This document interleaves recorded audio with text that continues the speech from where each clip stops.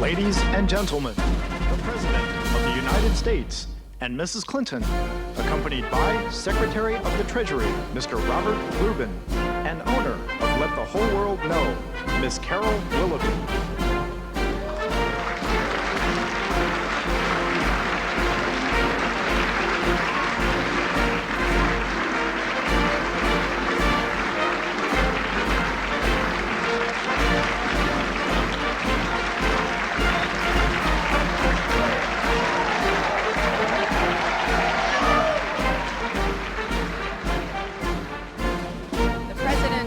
Are delighted to have you all here for the second presentation of the Presidential Awards for Excellence in Microenterprise Development. Later in the program, we'll hear from Carol Willoughby, who will tell us how her life and family was forever changed by microenterprise. I had the chance to see Carol's work firsthand at a speech I gave last April at a microenterprise meeting. She had made the banners hanging behind the podium. Or rather, I should say her company had made them, because with opportunity and hard work, that's what she has created, a thriving business. And the name of that company, as you've heard appropriately enough, is Let the Whole World Know. For all of us. It is now my pleasure to introduce Carol Willoughby, who started a sign-making company, which has grown 20-fold since 1991, after she received training and loans from the Northeast Entrepreneur Fund of Minnesota. One of today's awardees, Carol Willoughby.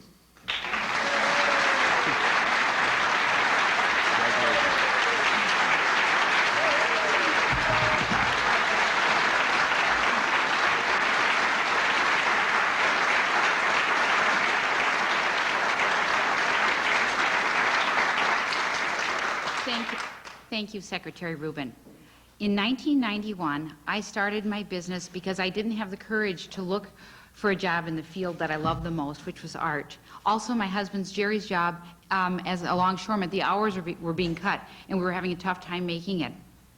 But I had a God-given dream that I was going to have a business 15 years before I ever actually started taking business classes. But it took that long for me to work up the courage to even think I could do it. Thinking of even having employees was almost embarrassing, because it was so far from where our economic circumstances were. That's why it took 15 years.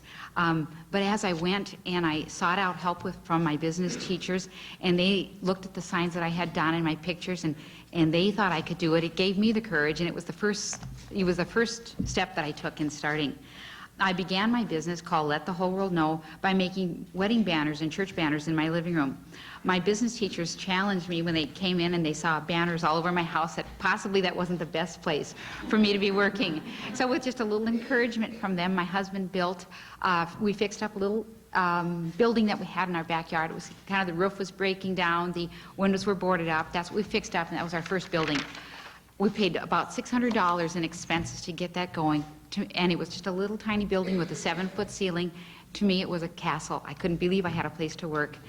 Later that year, with the help of Mary Matthews and the Northeast Entrepreneur Fund, I took my wedding banners and I went to a show at our convention center. It was a wedding show.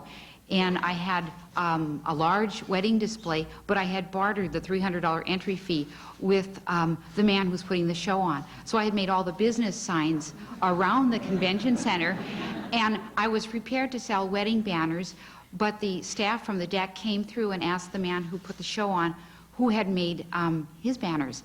And he said, well, over here, this lady is who sells wedding banners. And it was the most incredible thing. One of my friends that was working with me said, that's the best contact you'll ever make. Well, I only sold 10 wedding banners that day. I thought I'd sell 100.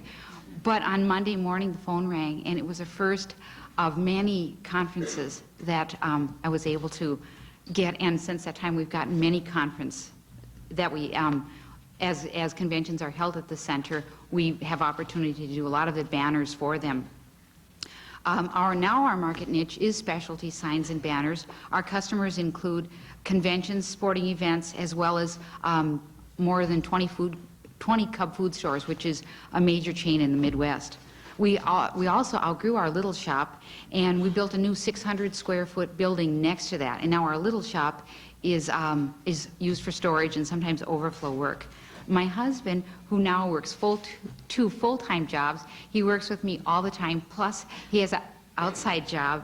And we also have hired 2 part-time employees, and this summer when we had a huge job for Cub Foods, we hired about 10 of our friends and neighbors, and everybody came in and lent a hand.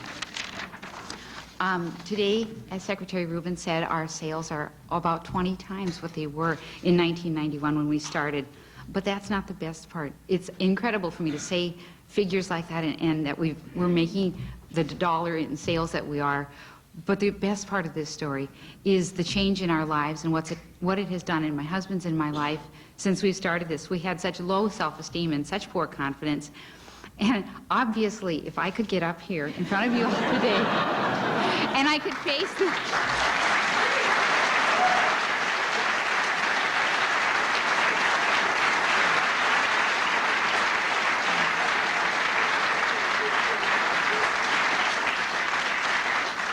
I would just like to say I know I couldn't have taken the first step without the Northeast Entrepreneur Fund.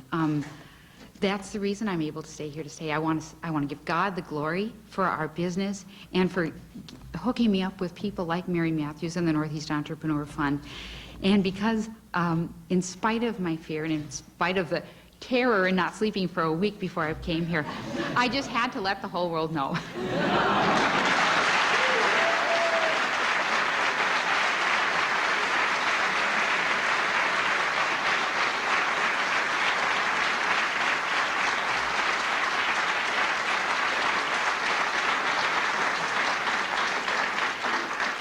And now it is my extreme privilege and honor to introduce the President of the United States. Thank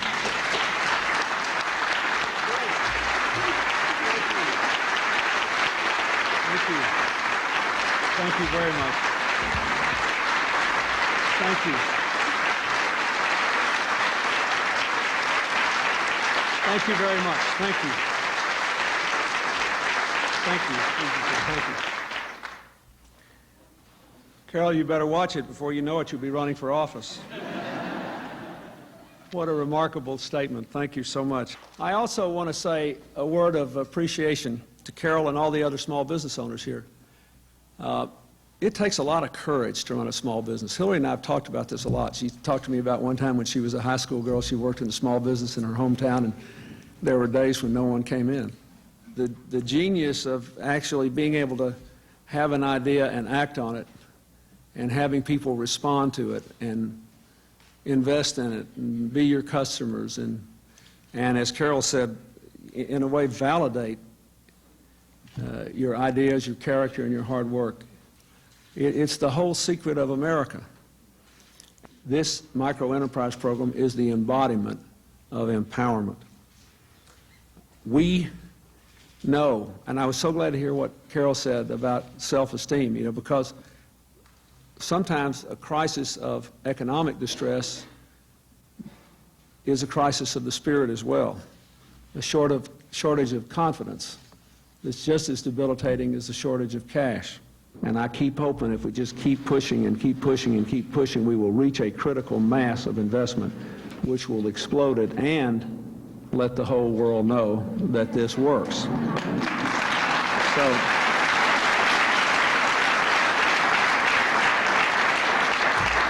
and this ceremony today is a part of letting the whole world know. And so this too is a part of letting the whole world know. And when you come up here and get your awards, I hope that you will not only feel enormous pride, I hope that you will not only feel an enormous sense of rededication to further success, I hope you will feel that you are sending a message to people who will see this all over America. Also, for excellence in developing entrepreneurial skills, the Northeast Entrepreneur Fund of Virginia, Minnesota, in the Iron Range north of Duluth, serving rural communities throughout a 20,000 square mile area. The fund offers one-on-one counseling to clients, helping them to tailor their studies to specific needs. Accepting this award is the fund's president, Mary Matthews, and our star speaker today, Carol Willoughby.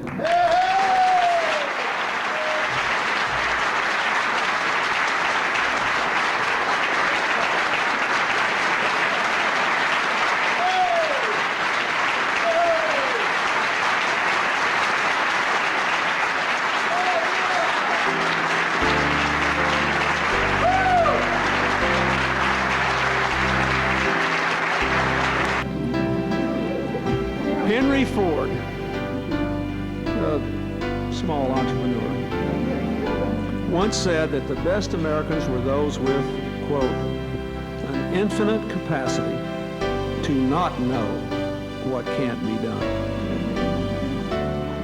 We honor today those kinds of Americans, testament to the power of enterprise and the strength of the human spirit.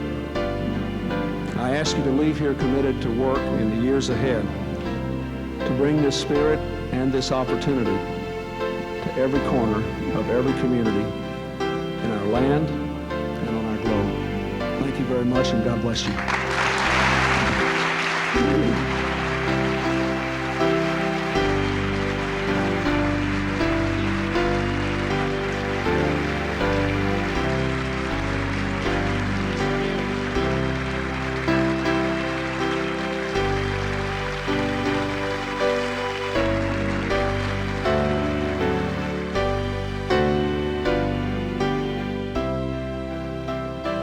Now, don't you feel better than you did when you got up this morning? It's great.